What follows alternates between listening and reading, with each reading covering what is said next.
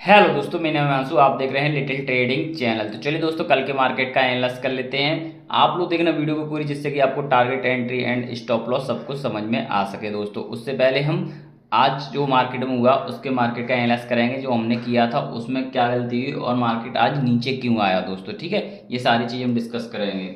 चलिए दोस्तों, मैं आज का कंप्यूटर स्क्रीन पर। अब देखो, अब ये नीचे ये सेलिंग हुई है, ये नीचे आया, ये हम लोगों ने ये वाली कंडीशन डिस्कस नहीं की थी। ठीक है, लेकिन रेड कैंडल वाली कंडीशन हमेशा डिस्कस करता हूँ, आप लोगों को बताता हूँ। ठीक है, अरे ये क्लोजिंग प्राइस का सपोर्ट लेता तो मार्केट यहाँ से ऊपर निकल जाता है। इसने क्लोजिंग प्राइस का सपोर्ट नहीं लिया तो मार्केट नीचे आ गया।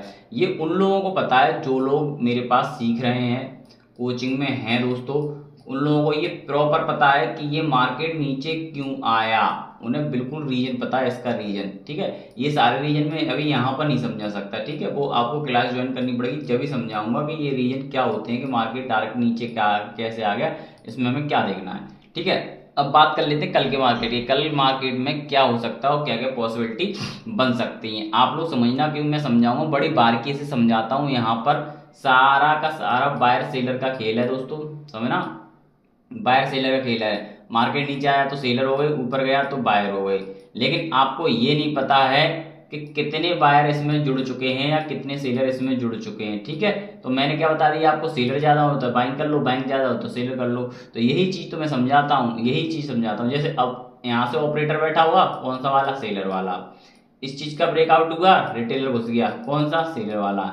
इस चीज का ब्रेकआउट हुआ, रिटेलर घुस गया, सेलर वाला। ठीक है, अब मार्केट में इन लोगों का प्रॉफिट बचेगा नहीं, मार्केट क्या करेगा, तुरंत घूम जाएगा। ठीक है, जिन लोगों ने यहाँ से एंट्री की थी उनकी रीड मार दी, और जिन लोगों ने यहाँ से एंट्री की थी उन लोगों को भी इसने आउट नहीं किया। मतलब यहाँ पर एक रिटेल सेलर अभी प्रॉफिट में बैठा है, एक रिटेलर सेलर को ही आउट कर चुका है। ठीक है, अब दोबारा से सेलिंग हुई यहाँ पे। तो इससे क्या समझ में आ रहा है, अभी बाइंग तो नहीं, उसके बाद ये सेलर प्रॉफिट में बैठे हैं, ये सेलर, इनको अभी मार्केट ने आउट नहीं किया, इनको अभी मार्केट ने आउट नहीं किया। तो कल हमें क्या करनी है, बाइंग करनी है। ठीक है, लेकिन बाइंग छोटी मोटी बाइंग मिलेगी आपको, ये समझना कि ये नहीं कि बाइंग की पोजीशन ली और बैठे रहे मस्त चल रहा है, ऐसे नहीं हुआ है ना। कल पोजीशन सेलिंग की बड़ी मिल सकती है आपको, समझ रहे हो। मतलब एक तरफा मोमेंटम सेलिंग में मिल सकता है, लेकिन बाइंग में एक तरफा मोमेंटम नहीं मिलेगा। बस मिलेगा तो यहाँ तक मिल जाएगा, ज़्यादा ज़्यादा 25,150 तक मिल जाएगा, यहाँ तक ज़्यादा ज़्यादा मिलेगा तो। ठीक है, अब कैसे मोमेंटम मिलेगा, क्या होगा, कैंडल कौन सी कहाँ पर बनेगी, वो चीज़ डिस्कस कर लेते हैं। आपको ये तो समझ में आ गया, यहाँ पे सेलर बैठे हैं, इस वजह से हम कल छोटी सी बाइंग करने की कोशिश कर रहे हैं। जो ये सेलर मार्केट से आउट हुए, जब सेलर मार्केट से आउट हो जाएंगे तो क्या हो जाएगा, ऑटोमेटिक सेलिंग हो जाएगी ना। ये चीज़ आप लोगों को समझ में आनी चाहिए। नहीं आ रही है तो कोई बात नहीं है, मैं आप लोगों को कोचिंग में समझा दूंगा। ठीक है, अब ये यहाँ पे आ गया। अब बात करते हैं, देखो मैं यहाँ हमेशा बात क्यों करता हूँ, यहाँ पे ग्रीन कैंडल आया है, यहाँ पे रेड कैंडल आया है तो ऐसा करना है, यहाँ पे आया है तो ऐसा करना है, ये क्यों करता हूँ अब समझना। अरे यहाँ पे ग्रीन कैंडल आती है फर्स्ट, ठीक है, फिर तो हमें बाइंग करनी पड़ेगी। ठीक है, अब कितने पॉइंट के लिए, थोड़े पॉइंट के लिए ग्रीन कैंडल आती है फर्स्ट 5 मिनट की, तो हमें यहाँ पे बाइंग करनी है। आ गया समझ में। लेकिन ग्रीन कैंडल आएगी कैसे, इसको थोड़ा सा ब्रेक करके, हल्का सा ब्रेक करके ग्रीन कैंडल आएगी, और यहाँ पर आपको बाइंग करनी है। इससे ऊपर जैसे है आप लोग अपना एग्जिट कर लो। ठीक है, फिर मार्केट क्या करेगा, यहाँ पे सबको एंट्री दिला के फिर ये ब्रेक जरूर होगा 100%। ठीक है, तो ये ब्रेक होगा जैसे मैं बता रहा हूँ, तो ये इतना ही ब्रेक होगा ओनली, फिर ज़्यादा नीचे नहीं जाएगा मार्केट, ये इतना ही ब्रेक होगा। ब्रेक करके आपको एंट्री दिला के मार्केट फिर से भाग जाएगा ऊपर, फिर साइडवेज हो जाएगा।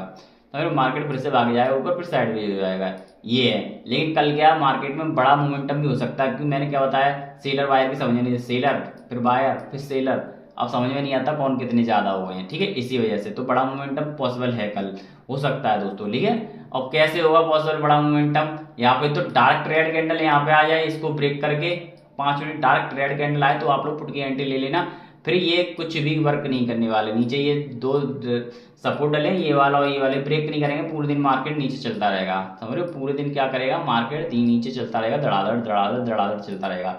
जैसे आज चला था, लेकिन आज स्टॉप लॉस खाते हुए चला, खाते हुए चला, कल एकदम से निकल जाएगा दोस्तों, आप लोगों को पता भी नहीं लगेगा। अगर पी में गिरेगा मार्केट तो ऐसे गिरेगा दोस्तों, समझना, पी में मार्केट गिरेगा तो ऐसे गिरेगा। क्यों गिरेगा, अब आप सोचो, यहाँ पे मैं रेड कैंडल की बोलता हूँ, अभी रेड कैंडल क्यों बन रही है ये तो सोचो भाई, सोचो। डायरेक्ट गैप अप खुल गया मार्केट यहाँ से और यहाँ पे, तो ये सेलर तो वैसे ही आउट हो गए, सेलर आउट हो गए, जैसे ऊपर खुलेगा सबको डर लगेगा और लॉस दिखेगा अच्छा खासा। जिन लोगों ने होल्डिंग ली होगी उनको लॉस दिखेगा तो पोजीशन काट के भाग जाएंगे। समझ रहे हो। वो क्या करेंगे, पोजीशन काट के भाग जाएंगे, पोजीशन काट के भाग जाएंगे तो फिर क्या यहाँ से सेलिंग बची, क्योंकि फिर ये जो गैप खुला है वो वाले बायर प्रॉफिट में आ गए, कौन से, होल्डिंग वाले, समझ रहे हो। कौन से बायर प्रॉफिट में आ गए, होल्डिंग वाले बायर प्रॉफिट में आ गए, और होल्डिंग वाले बायर प्रॉफिट में आ गए तो एक तो होल्डिंग वाले बायर का लॉस करेगा, यहाँ तक मैं समझा रहा हूँ ना, रेड कैंडल डायरेक्ट आई तो ये तो होल्डिंग वाले बायर का लॉस हुआ है यहाँ पर। फिर इसमें रिटेलर कहाँ घुस पाया, रिटेलर नहीं घुसा, तो इस चीज का ब्रेकआउट होगा ना तब रिटेलर घुसेगा। तो कल इसी वजह से लंबा मोमेंटम हो जाएगा। क्यों, एक तो रिटेलर घुसेगा यहाँ से, एक ऑपरेटर यहाँ से बैठेगा, और यहाँ से एक होल्डिंग जिनकी होगी बाइंग की, तो उस बाइंग में प्रॉफिट तो देखेंगे, अगर उन्होंने बुक नहीं किया तो ये सब लॉस हो जाएगा उनका, ठीक है, फिर ये लॉस हो जाएगा। तो यहाँ से बड़ा मोमेंटम ऐसे पॉसिबल है। ये सब चीज़ मैंने आप लोगों को समझा दी।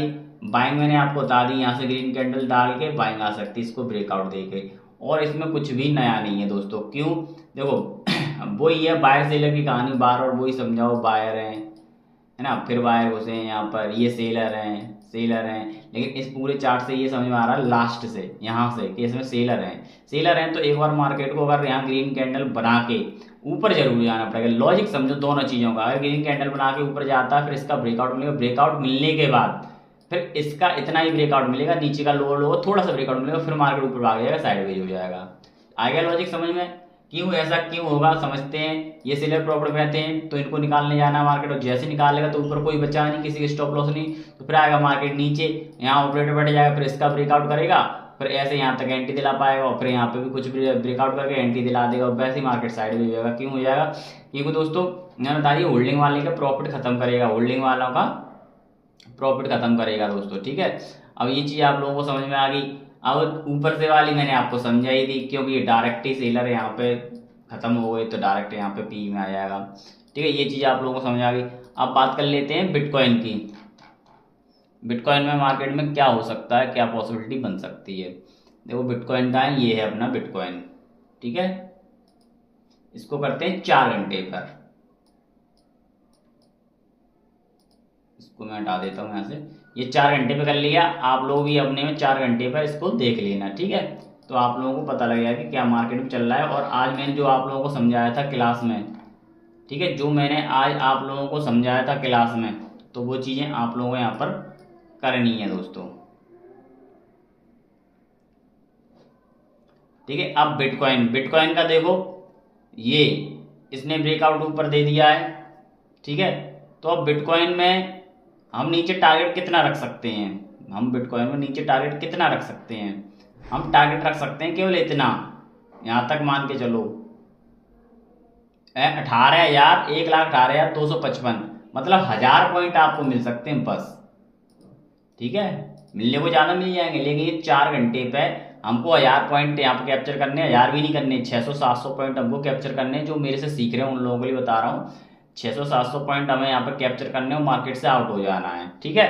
मतलब किसकी, सेलिंग की पोजीशन बनानी है, ठीक है। और आप लोग वीडियो में देखकर, ये वीडियो देखने के बाद मुझे आप लोग जो मेरे साथ सीख रहे हैं कमेंट करके बताएं, मेरे को कमेंट करके बताएं सर ने यहाँ पे सेलिंग की पोजीशन बताई क्यों है, आप लोग कमेंट करें वहाँ पे, ठीक है। तो मेरे को पता लग जाएगा कि आप लोगों को पता लगे कि सेलिंग की पोजीशन यहाँ से क्यों बनाई है अपन लोगों ने। अगर ये मार्केट यहाँ से ऊपर जाता है, अगर ये मार्केट यहाँ से ऊपर जाता है तो आपको यहाँ पर ज़्यादा बड़ा स्टॉप लॉस देने की जरूरत नहीं है, ज़्यादा से ज़्यादा आपको 10% का स्टॉप लॉस देना है, समझ रहे हो। क्योंकि अभी लाइव में बता रहा हूँ, यहाँ पर अब हमारी एंट्री हो चुकी है, लाइव में अभी हमारी यहाँ पर क्या हो चुका है, एंट्री हो चुकी है, समझ रहे हो। लाइव में अभी लाइव में एंट्री हो चुकी है यहाँ पर, तो फिर ये क्या करना चाहिए, पुट में आना चाहिए मार्केट पूरा, ठीक है। पूरा नहीं मतलब यहाँ तक आ जाना चाहिए, जिसमें से कि हमें 700 पॉइंट चाहिए ओनली, 700 पॉइंट मिलते ही हम एग्जिट कर लेंगे मार्केट को, ठीक है। चलिए दोस्तों, ज़्यादा देर करते हुए वीडियो करता हूँ ये खत्म, तब तक के लिए जय हिंद, जय भारत, धन्यवाद।